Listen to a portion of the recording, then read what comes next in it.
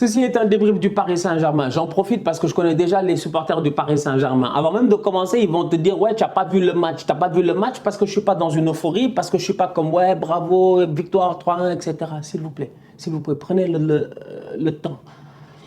Mais je dis bien le temps de m'écouter. C'est peut-être une opinion différente, je dis bien, de ce qu'un supporter du Paris Saint-Germain pourrait penser. Mais juste prenez le temps de m'écouter. Et après, vous m'attaquerez. Il n'y a pas de problème. Salam, salam, outsider. Le débrief commence maintenant. Le PSG gagne aujourd'hui 3-1 face à Saint-Etienne. On va être très sérieux, en toute honnêteté. Ce Paris Saint-Germain-là, quand je le vois jouer en championnat, je ne peux pas le juger. Je ne peux pas le juger en tant que tel. Je ne peux le juger que face à une adversité qui est au niveau de ce PSG-là. Et cette adversité-là, elle est en Ligue des Champions. D'où la raison pour laquelle je suis constamment dur avec le PSG. Cependant, aujourd'hui, si tu regardes le match que le PSG a joué face à Saint-Etienne, je m'arrête juste au match. J'oublie le fait que Paris est une équipe de Ligue des Champions. J'oublie le fait que le PSG cherche à gagner la Ligue des Champions. J'oublie le fait que le PSG a même toutes ces stars-là dans son équipe. J'ai envie de dire que le PSG a fait un bon match. Ils ont même fait un excellent match parce que le match n'était pas facile, parce que ça a été compliqué, parce que les gars de Saint-Etienne n'ont pas abdiqué, parce que Saint-Etienne, même à 10 contre 11, ils ont continué à tout donner, parce qu'il a neigé à un moment donné, parce que le PSG a joué cette semaine en Ligue des Champions, parce que je peux vous donner 35 000 excuses. Mais la réalité, elle est telle, elle est autre, c'est que vous êtes nuls. Franchement, vous êtes nuls. Mais Paris, à un moment donné, franchement, vous jouez Saint-Etienne, les gars. Vous jouez Saint-Etienne. Vous avez gagné 3-1. Bravo. Mentalement, vous avez été fort. Bravo. Tout ça, c'est bien. Bravo. La réalité, elle est autre. Moi, je la vois autre part. Je regarde le match en tant que tel, je suis choqué. Je me dis, Paris vient en 4-2-3-1. Ok, Di Maria, Messi, Mbappé, tout le monde est sur le terrain. Ça joue offensif, il n'y a pas de problème. Je me rends compte même que Ganagay, il monte, il va au pressing, je dis bien, sur les gars de Saint-Etienne en première mi-temps. Donc, du coup, tu te rends compte que à ce moment-là, que le PSG, il joue presque avec une ligne, je dis bien, de 5 devant.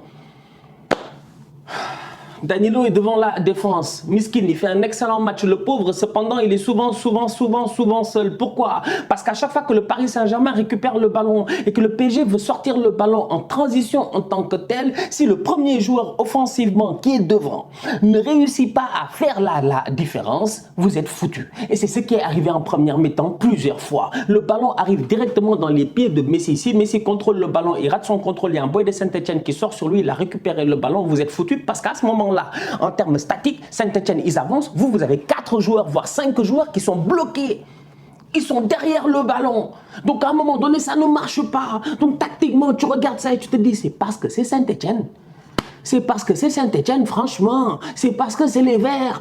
Parce que c'est les Verts. Mais aujourd'hui, on va être très sérieux. Je suis désolé, même si Saint-Etienne est un club historique en tant que tel, tu mets n'importe quelle équipe d'Europe face au PSG avec les tactiques qu'ils ont fait aujourd'hui. Je ne parle même pas d'une équipe qui joue en Ligue des Champions. Je parle même d'une équipe d'Europa League si tu as envie. C'est-à-dire que je te donne West Ham. West Ham qui a joué face à Manchester City aujourd'hui avec un double pivot, je dis bien, Declan Rice et Thomas Soucek. Tu les mets face au PSG, il les tape 4-0.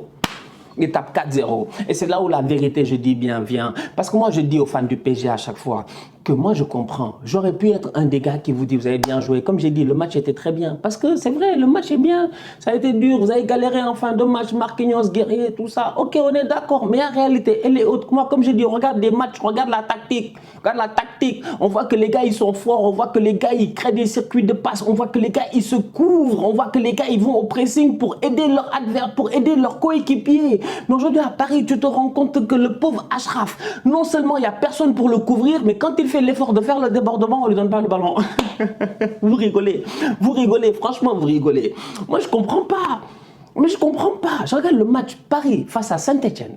Et comme je dis, si on parle que d'individualité, je peux parler d'individualité et je peux sortir top individualité dans le match. Mais collectivement parlant, le PSG, c'est nul. Mais c'est archi nul. Défensivement parlant, le but que Saint-Etienne marque, c'est pas normal. Mais combien de fois cette saison, vous allez prendre le même but? Kazri, son extérieur est parfait.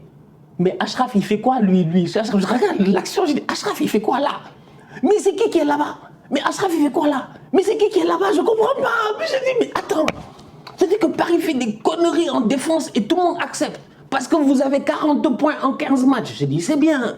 Mais quand tu vas en Ligue des Champions face à d'autres gars qui sont forts, qui ont l'habitude de souffrir chaque week-end face à des adversaires qui ne te pardonnent pas.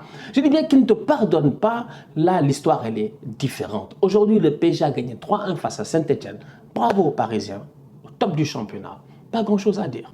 Je m'inquiète pour Maestro Kimpembe parce que Kimpembe en tant que tel, cette semaine en Ligue des Champions, il n'a pas été mauvais, il a quand même fait un match débrouillard. On peut parler du fait que Kimpembe, de temps en temps, il fait beaucoup d'erreurs, ça lui est arrivé. Kimpembe vous a coûté des points, c'est vrai, il vous a coûté des matchs importants en Ligue des Champions, c'est vrai. Cependant, Kimpembe, c'est un boy du club. C'est un boy, je dis bien, qui aujourd'hui, en tant que tel, mérite qu'on le respecte. Donc, à un moment donné, quand Sergio Ramos revient et qu'il est titulaire, il n'y a pas de problème. Jusqu'à présent, mais dans quelques semaines, quand Ramos va commencer à enchaîner les matchs, si Ramos garde de la forme, si Ramos fait un match comme il a fait aujourd'hui face à Saint-Etienne, qu'il enchaîne avec Marquinhos, les deux ensemble, la paire, sincèrement, non seulement c'est un danger permanent dans la surface de réparation, on le sait tous, c'est deux top players sur n'importe quel coup de pied arrêté, frappé par Messi, hey Dieu, frappé par Di Maria, vous-même vous savez, les gars sont capables de claquer une tête, mais d'un autre côté quand même, j'ai envie de dire presque l'équipe de France, tout ça, c'est un boy qui était parti pour être titulaire et tout. La Coupe du Monde arrive pour le Qatar et Kimpembe vient peut-être de perdre doublement sa place. Au Paris Saint-Germain, et je dis bien en équipe de France. Un autre aussi qui perd sa place, c'est Abdou Diallo. Alors là, lui, il a disparu, on ne le voit même plus. C'est-à-dire qu'à un moment donné, Kerrer est plus important qu'Abdou Diallo. C'est des questions à se poser. Alors que pour nous, Sénégalais, Abdou Diallo, c'est un boy qui doit peut-être former une axe centrale avec Kalidou Koulibaly. Donc il y a des questions à se poser. Le retour de Sergio Ramos aura tout chamboulé. Léo Messi va sûrement gagner son ballon d'or demain. Bon, ça, c'est une polémique. Franchement, moi, je suis fatigué de cette polémique-là. Donc tout ça, c'est terminé. Vous allez vous fâcher ou rien. Ça ne change pas grand-chose. Il fait triplé de passes D.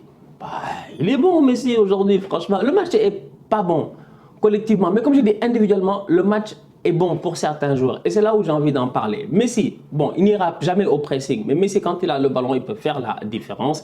Il est bon sur coup de pied arrêté, on le sait déjà. Aujourd'hui, il met 3 passes décisives, je dis bien, en toute honnêteté. C'est pas facile, c'est pas donné. 3 passes décisives, c'est quand même quelque chose d'exceptionnel dans un match de football. Et Léo Messi l'a fait aujourd'hui. Bravo à lui. Sergio Ramos revient de blessure pour la première fois depuis Mathusalem. Ramos, il revient, il est comme à l'entraînement. Ça se voit que c'est Saint-Etienne. Ça se voit que c'est Saint-Etienne. Franchement, je suis désolé. Ramos, il est là, il est tranquille. C'est-à-dire que Paris, ils ont des problèmes de positionnement. Ils ont des problèmes de travail collectif, je dis bien défensif. Mais ils n'ont pas de problème d'individualité. Parce qu'individuellement, les boys sont forts. On sait que Ghana, il est fort. On sait que Ramos, il est fort. Aujourd'hui, il est sur le terrain, il flexe les transversales. 1, 2, 3, tu le vois, il fait... Il fait le malin, quoi, tu vois. Genre, ouais, je suis des transversales. Je dis, mais Sergio, calme-toi. Sergio, calme-toi, on te connaît. Franchement, à un moment donné, il a même failli marquer un but après avoir fait passement de jambes, ouverture sur le côté, course en profondeur centre, il fait faute. Mais c'est dommage, c'est pour dire que Ramos, franchement, top performance de sa part. Messi, très bon match de sa part. Comment il s'appelle encore une fois Di Maria, Marquinhos, eux aussi, rien à dire. Encore une fois, c'est des patrons sur le terrain, ils sont débrouillards, ils ont fait leur match en tant que tel. Neymar se blesse, ça fait mal. Alors là, moi, c'est là où j'ai eu peur, c'est là où j'ai eu très très peur. Parce que je regarde ce match-là et comme j'ai eu à dire, on peut ne pas aimer une équipe. Cependant, à la fin de la journée, les boys là, c'est des êtres humains. Je dis bien, c'est des êtres humains. Neymar, il a assez souffert dans sa carrière. Même moi, j'en ai marre. Je dis bien, Neymar, j'en ai marre de le voir souffrir comme ça constamment. 1, 2, 3, il est blessé. Neymar s'est blessé à des parties du corps. Il y a des gens ici, je dis bien, ils ne savaient pas qu'on avait ces os là dans le corps. Sincèrement, on a réappris l'anatomie, je dis bien, d'un être humain grâce à Neymar. On parle de 5e métatarse ou de je sais pas quoi. Neymar, aujourd'hui, la manière à laquelle sa cheville s'est tournée, j'ai eu peur. J'espère que ce sera 4 semaines, 5 semaines. J'espère que ce ne sera pas 6 mois. Parce que Neymar, sincèrement, à 30 ans aujourd'hui, il n'est plus aussi flexible. Il y a des boys à 22 ans, ça là, ça leur arrive. C'est 3 semaines out, 1 semaine de reprise. Ils sont de retour, je dis. C'est Neymar, moi ça m'inquiète. Mentalement déjà, il est fragile, on le sait, tu vois. Le boy parle de dépression, tout ça. On sait bien que Neymar, il n'est pas au top de sa forme. Donc aujourd'hui, la blessure que Neymar a eue, moi ça m'a fait mal sincèrement. Et j'espère qu'il va vite se remettre. Mais comme je dis encore une fois, ça ne change en rien. Mbappé, il fait un match de tocard. Alors là, lui, parce que bon, autant Green, il est fort. Le boy anglais, là, il est dangereux. Hein. Il a choisi de jouer pour l'Angleterre, si je ne me trompe pas. Il avait la double nationalité, il a choisi pour jouer pour l'Angleterre. Etienne Green, il est bon. Le gardien, il a été excellent. Il a été au top de sa forme. Mais Mbappé, il nous a fait un match de tocard. Mbappé n'a pas été bon aujourd'hui.